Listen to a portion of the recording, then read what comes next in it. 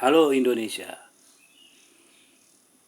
banyak hal di TikTok atau YouTube atau apapun media sosial bicara tentang pro kontra demo, pro kontra pemerintah.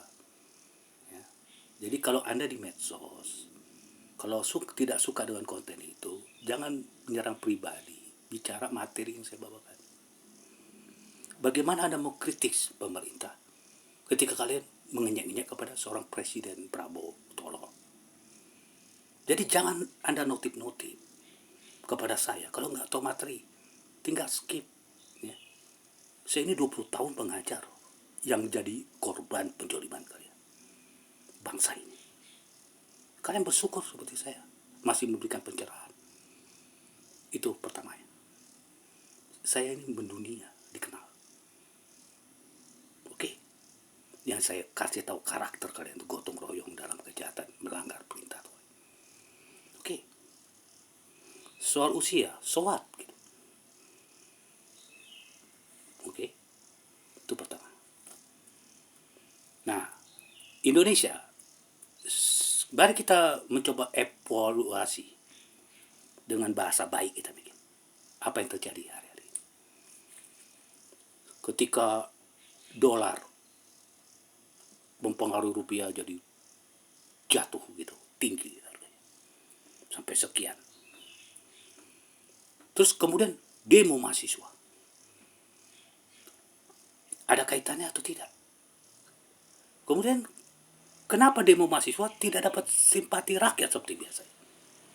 Sebagian doang, sebagian besar menentang. Ini ada sesuatu, bukan aspirasi rakyat lagi. Ada politik praktis di dalam marketplace, berdagang dunia. Oke. Kemudian kita kaitkan lagi apa kebijakan Presiden Prabowo, tidak pro rakyat, tidak nasionalis. Ini kaitan-kaitan berkaitan gak nih kira-kira? Supaya ke depannya kita jangan diadu-domba ketika kita menghadapi tentang masalah jauh lebih besar nih, kita one world government. Yang kita kenal Indonesia akan hilang, kata Profesor apa? Yang kita nggak bisa underestimate itu. Nah, sebelum kita evaluasi, kemudian kita lihat ada peristiwa tentang sel Indonesia. Udah kita bahas lagi, sel Singapura. Apa ini ada kaitannya semua ini? Atau suatu kebetulan? Itu sebabnya kalau saya membawakan sesuatu peristiwa yang kalian lakukan di bangsa ini, sebagai anak bangsa juga, saya punya hak. Jangan notif gila, so what?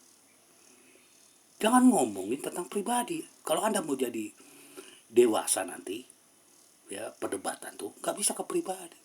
Kemudian ke Prabowo, kebijakan nih kalian bicarakan, bukan presiden, bukan orang.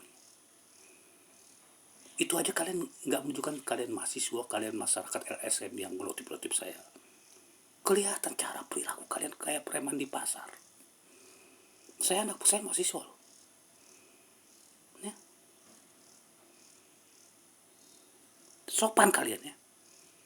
Kalau tidak suka, skip. Saya ini banyak dikasih video-video, 10 biji, 12 biji sehari. Saya tidak suka atau tidak suka, saya lewatin aja. Karena saya sibuk dengan konten saya sendiri. Tapi saya tidak pernah notif-notif kayak begitu.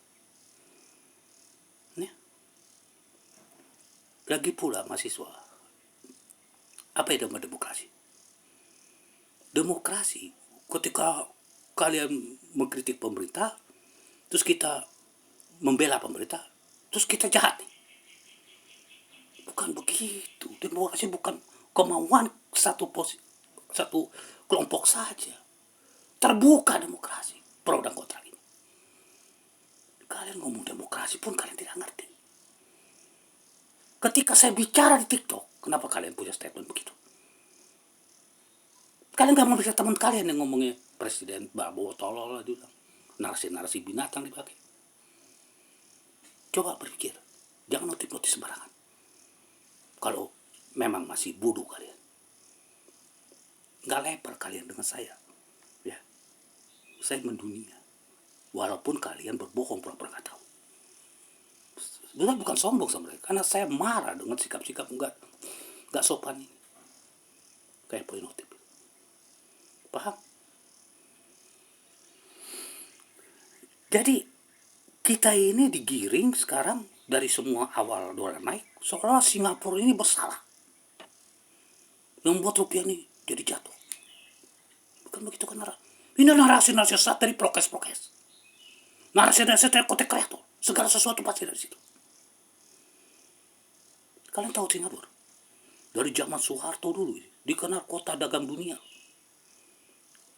Kalau kita katakan di sini lebih bermudah, calo pengantara deh, dunia, semua negara itu, ya, di ke Singapura. Jadi apa yang terjadi? Kebijakan Prabowo untuk rakyat nasionalis, contoh sederhana, kayak kebun-kebun kelapa sawit tanah negara dikuasai oleh seorang pengusaha. Ayo kita katakan oligarki kalian katakan gitu.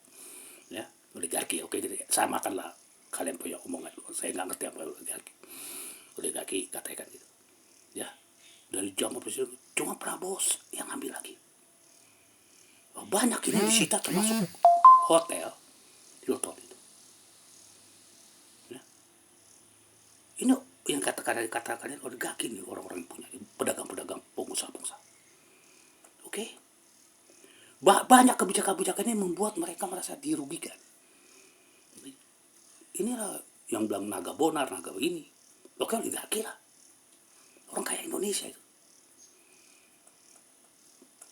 Merasa terancam mereka punya bisnis. Paham? Sehingga mereka ingin menjatuhkan Prabowo dengan menarik uangnya di Indonesia, ditaruh di Singapura. Jadi umpamanya kelapa sawit nih, ya, namanya negara calo, dia pakai jalur-jalur pejabat, dikendalikan sama calo Singapura, dan perusahaan investasi juga ada perusahaan dari pengusaha di sini juga dia di Singapura. Nah, jadi dia dapat keuntungan tinggi, dijual ke Eropa, Indonesia dapat dikit, yang sebenarnya punya kita. Ini permainannya lewat Singapura. Jadi Singapura nggak ada bersalah sini. Pengusaha kita aja yang bermain di sini. Dengan orang-orang yang mencari posisi, kalau dia jatuh gue jadi presiden, gitu loh. Ya saya tidak mundur siapapun, jangan terpakai siapapun. Ini bermain di sini. Sehingga ketika dia pindahin uangnya ke Singapura, otomatis jatuh rupiah. Paham? Saya kasih poin-poinnya aja.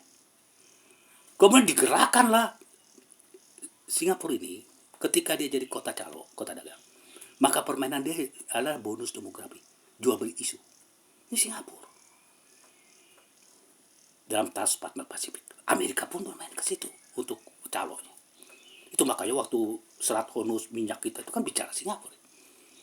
Yang pernah kata kapal ditahan, padahal itu kan bicara jual beli isu, bohong narasi. Nah itu Singapura. Jadi karena permainan ini. Nah bonus demografi inilah kepada people power. Nah people power inilah mahasiswa turun. Paham kalian? Terjadilah adu domba di sini ketika kebijakan presiden pro rakyat, nasionalis kedaulatan. Di sini kalian harus mengerti. Jadi kita nggak bisa menilai itu Singapura, tapi orang kita sendiri, pengusaha kita sendiri yang memindahkan ke Singapura, kemudian membayar pada prokes dan masyarakat itu sel Indonesia, bikin narasi itu.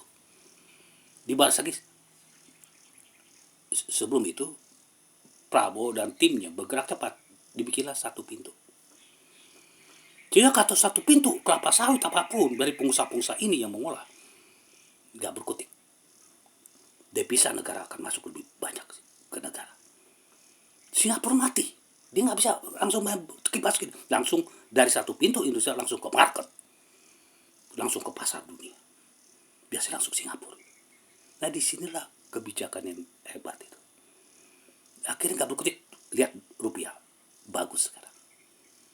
Begitu loh. Jadi jangan kita ini digerakkan oleh transfer uang, kepentingan politik praktis, Udah saya bikin narasi dengan bercanda.